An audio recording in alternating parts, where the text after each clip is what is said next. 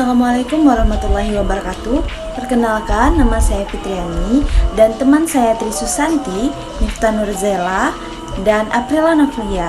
Baik, di sini kami akan mempresentasikan hasil dari observasi kami dengan mata kuliah Edupreneurships. Sejarah berdirinya Rumah Khusus Penghafal Quran Juz 30 dimulai dari tahun 2017, yang mana narasumber yang kami observasi kemarin mengatakan membangun rumah tahfiz Quran Juz 30 ini yaitu bertumpu pada sumber daya pribadi atau diawali dari rumah sendiri. Nah, pada saat itu para siswanya yaitu terdiri dari 3 orang murid saja. Nah, yang bermula dari anak tetangga-tetangga yang belajar mengaji, dan narasumber pun memiliki strategi bagaimana supaya anak-anak dapat memahami dan menghafal ayat-ayat Al-Quran, serta berangsur-angsur lambat laun pun anak-anak penghafal Al-Quran Juz 30 pun mulai bertambah.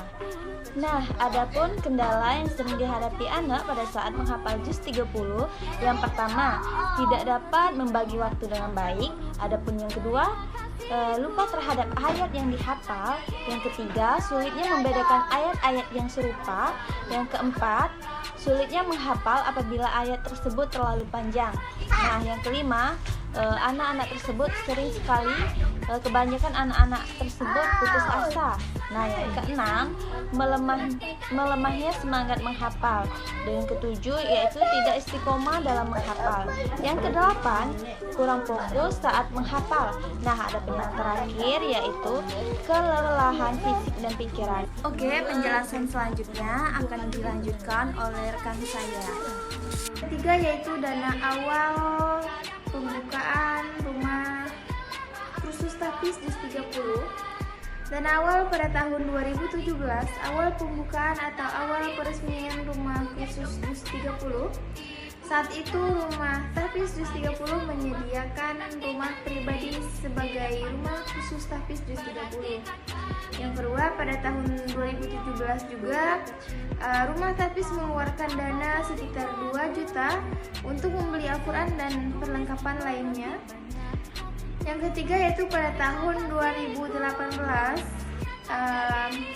mengeluarkan dana sekitar 10 juta untuk membangun ruangan atau rumah kursus tahfiz Juz 30 dan sampai saat ini.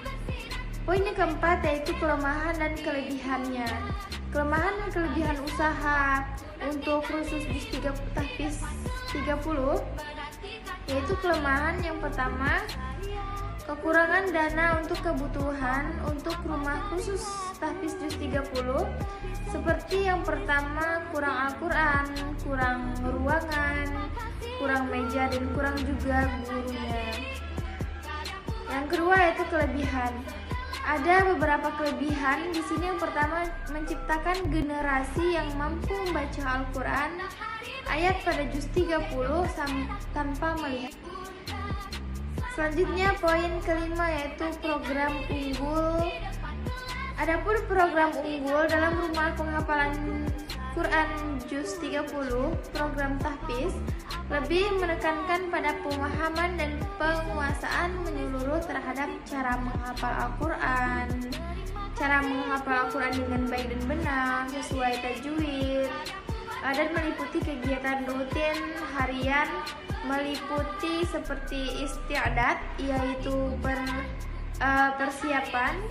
Yang kedua, murojaah, yaitu mengulang hafalan. Yang ketiga, yaitu siadah, yaitu setoran hafalan. Nah, tahfiz Al-Quran melatih anak untuk berkonsentrasi tinggi. Semakin banyak ayat yang bisa diperoleh oleh anak dan hafalannya terpelihara dengan baik, berarti konsentrasi anak akan lebih tinggi. Tahfizul Quran membantu anak mudah memahami Al-Quran sebagai petunjuk hidup dan mudah menjadi takwa, dan juga menghafal Al-Quran akan mendapatkan keistimewaan di akhirat.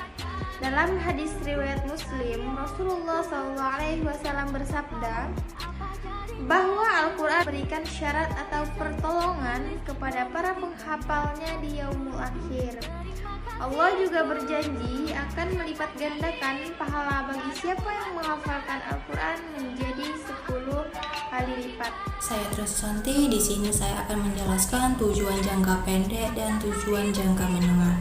Tujuan jangka pendek ialah tujuan yang dicapai dalam waktu 6 bulan atau 1 semester.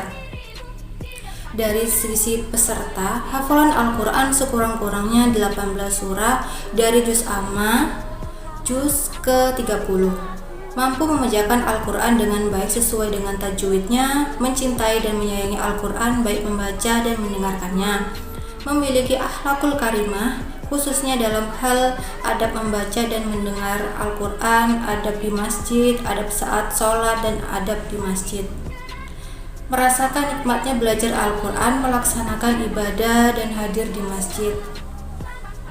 Tersedianya alternatif atau pilihan bagi warga untuk mendidik anak-anaknya khususnya dalam menghafal Al-Quran.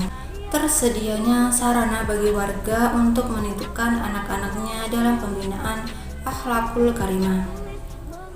Terbukanya bagi warga untuk beramal sholih baik dalam bentuk tenaga, pikiran, waktu maupun dana. Tersedianya kesempatan beramal atau kerja bagi warga untuk memiliki niat dan cita-cita untuk mengabdi di bidang pendidikan. Selanjutnya jangka menengah. Jangka menengah ialah tujuan yang hendak dicapai pendidikan tahfiz Quran dalam waktu antara 1 tahun hingga 2 tahun. Dari sisi peserta, hafalan Al-Quran sekurang-kurangnya 1-3 juz sesuai tingkatannya, maupun membaca Al-Quran sesuai tajwid beserta ilmunya sesuai dengan tingkatannya, mencintai Al-Quran dengan menyayangi, membaca dan mendengarkannya dimanapun berada, memiliki akhlakul karimah yang mencakup adab membaca, mendengarkan, dan adab sholat berjamaah di dalam masjid. Tumbuhnya adab seseorang penuntut ilmu atau tholib seperti cinta buku, gemar menghadiri majelis taklim, dan gemar di masjid, hormat kepada orang-orang yang berilmu, dan lain sebagainya. Di sini saya akan menjelaskan mengenai beberapa poin melanjutkan dari penjelasan rekan saya. Yang pertama, di sini saya akan menjelaskan mengenai jangka panjang. Tujuan jangka panjang ialah tujuan yang hendak dicapai PTK dalam waktu antara 2 tahun atau setara dengan 8 triwulan atau 4 semester hingga 5 tahun atau 20 triwulan atau setara dengan 10 semester. Dari sisi peserta, hafal Al-Quran sekurang-kurangnya 3-5 juz sesuai dengan tingkatannya. Yang kedua, mampu membaca Al-Quran sesuai dengan tajwid beserta ilmunya sesuai dengan tingkatannya. Yang ketiga, mencintai Al-Quran dengan menyenangi bacaan dan mendengarkan dimanapun berada. Yang keempat, memiliki akhlakul karimah yang mencakup adab membaca dan mendengar Al-Quran, adab sholat berjamaah, dan adab di dalam masjid. Selanjutnya yaitu tumbuhnya adab seseorang penuntut ilmu atau tholib seperti cinta buku, gemar menghadiri majelis taklim, gemar di masjid, hormat kepada orang-orang berilmu, dan lain-lain. Yang terakhir yaitu mampu mengajarkan Al-Quran dan menjadi pembantu pembimbing dalam pembelajaran Al-Quran atau PTK. Poin yang ke-9 yaitu potensi keuntungan. Potensi keuntungan yang didapat yakni dari murid-murid yang belajar menghafal Al-Quran dan menjual peralatan untuk mengajar seperti Al-Quran dan lainnya. Dari situlah keuntungan yang kami dapatkan. Yang terakhir yaitu pelaksanaan kegiatan. Yang pertama, waktu kegiatan. Kegiatan observasi ini dilakukan pada tanggal 7 April 2023. Selanjutnya tempat kejadian yaitu observasi ini bertempat di Muara Madras Merangi. Baik, itulah penjelasan dari hasil observasi yang dilakukan oleh kelompok 4 mata kuliah Entrepreneurship. Jika terdapat kesalahan dan kekurangan saya mohon maaf. Maka saya akhiri dengan wabillahi taufiq wal hidayah. Wassalamualaikum warahmatullahi wabarakatuh.